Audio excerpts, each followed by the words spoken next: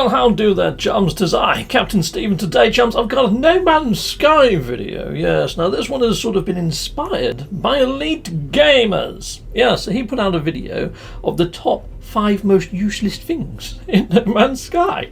And he only invited other content creators to do the things that they feel are the most useless or most underutilized within inside of No Man's Sky.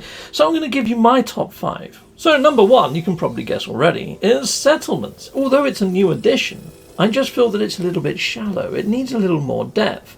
There's only a certain things that you can do that are actually fun at your settlement. One of them is when you get a Sentinel incursion, which has been improved since the Sentinel update.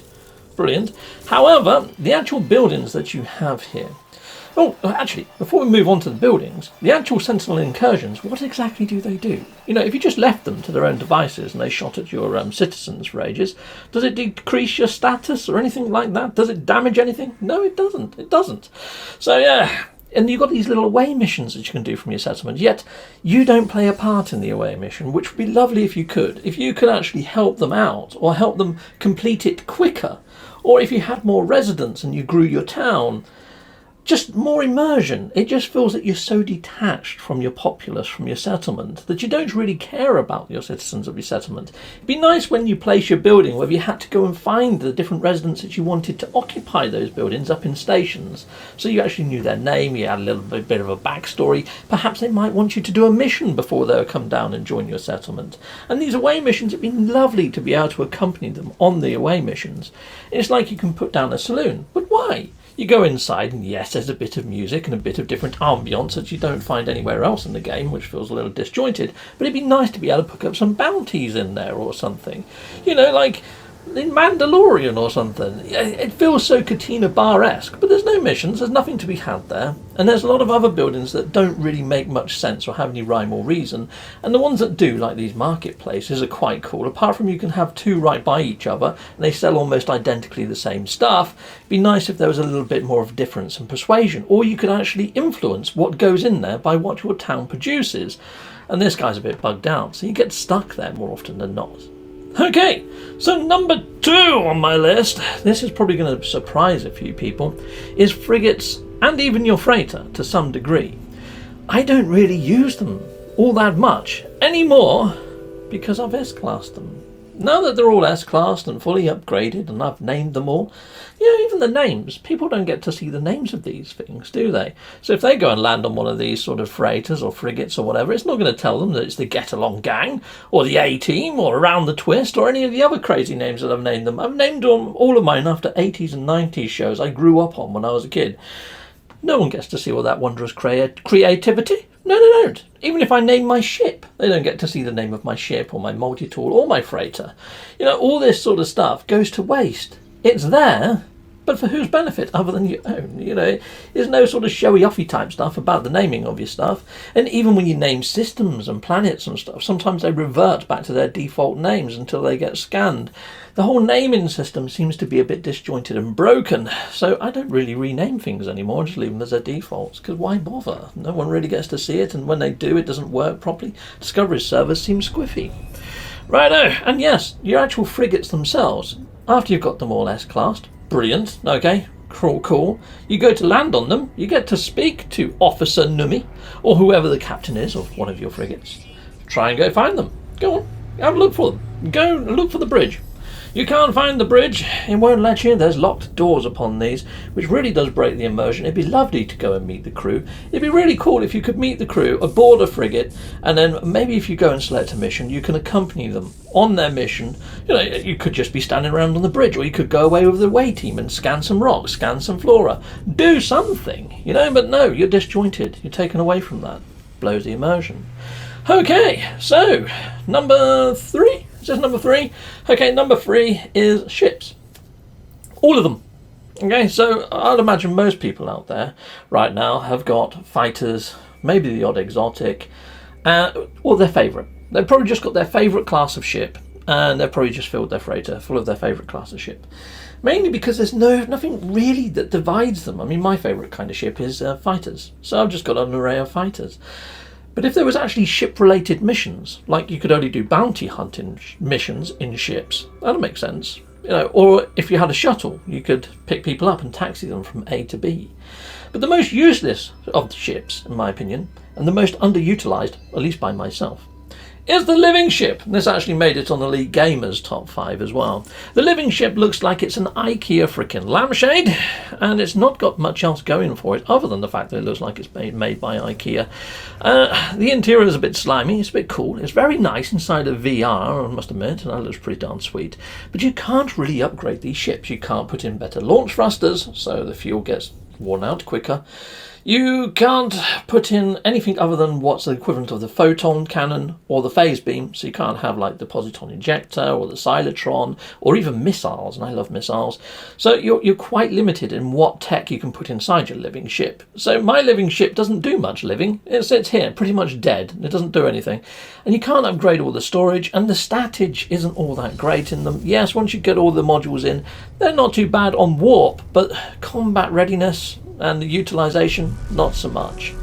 Okay, so that brings us on to number 4. So we're getting towards the end now, people. But anyhow, it's multiplayer. Multiplayer seems to be very disjointed, and when it works quite nicely, but it usually only works when it's like me and one other individual, when there's 2 people in a group. As you put in 3 people, then 4 people into your fire team, the amount of errors go up exponentially. It's craziness. People get dropped from the group. You try running a mission together. It's very rare that you actually finish a mission together. Someone's usually dropped out, or 2 people actually end up on one team and the other's on another, and it's all disjointed, especially if you do survey a planet or rescue stranded life form. The balancing of the missions is completely squiffy as fudge. It's like you can get just as many Quicksilver points as you can for hunting a dangerous pirate, which takes about 30 seconds, opposed to surveying a planet, which may take you half a lifetime. But yeah, you're still going to get 250 Quicksilver. So a lot of the missions, people, if they see them, they wait until they rotate out because they really don't want to do them. And sometimes when you go to do your weekend mission, you get somebody fire up the weekend mission, they just sit there and hold the mission open. It'd be nice to have sort of like, instant services for yourself and your fire team, so you could play either solo or right from the word go. I mean, you can turn off multiplayer to get that, but if you wanted to play in your fire team and your fire team only, it'd be nice if there was a fire team option, so you're not going to get somebody sitting in the mission and you've already got 4 players in your group, so you can't join theirs.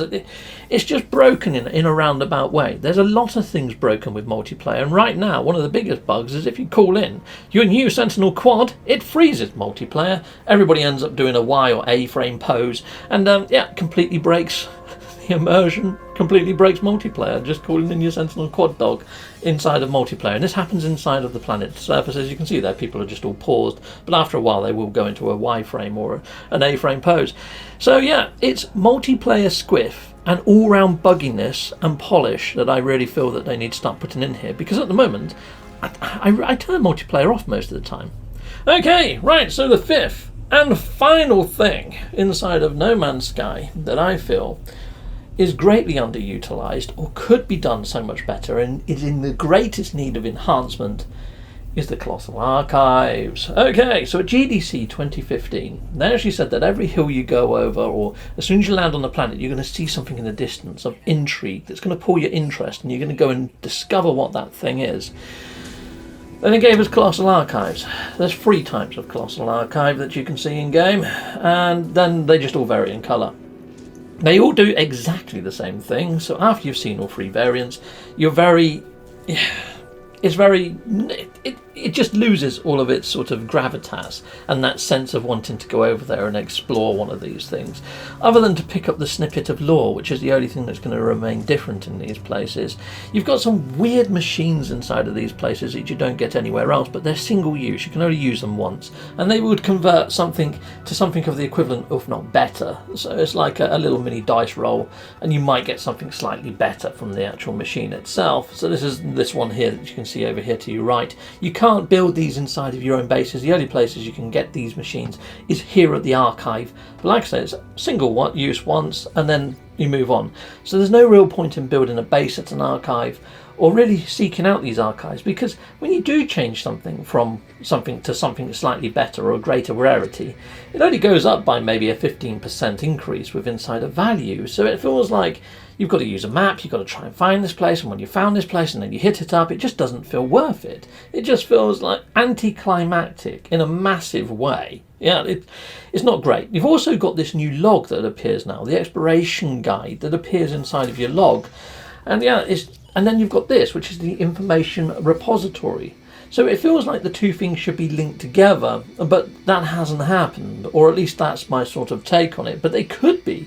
If it fed into this, and the more things you discover in a system, and you go to your actual archive, the better rewards you get at your archive. And then yes, you might want to set a base camp there, especially if it's inside of your hub. Discover everything, and everybody can sort of pile in, with it might be like survey a planet, but almost as a guild sort of thing. The members of your hub could do it, and it'd be nice if these things actually served as some sort of hub beacon rather than just being a bit empty. But that's my 5 things, people. Please put yours inside of the comments. Would love to read them. And until next time, goodbye, and goodbye again. Well, thank you very much for watching. If you like what you see, please hit a like and a subscribe. And I'd like to say a massive, great big thank you to all of my backers over on Patreon and over on YouTube membership. Thanking you, backers. And if you want to support this channel, just don't skip the adverts. That throws revenue down my avenue. Or yeah, just stay with Captain Steve that little bit longer and hit something on this screen. There's merch here now too.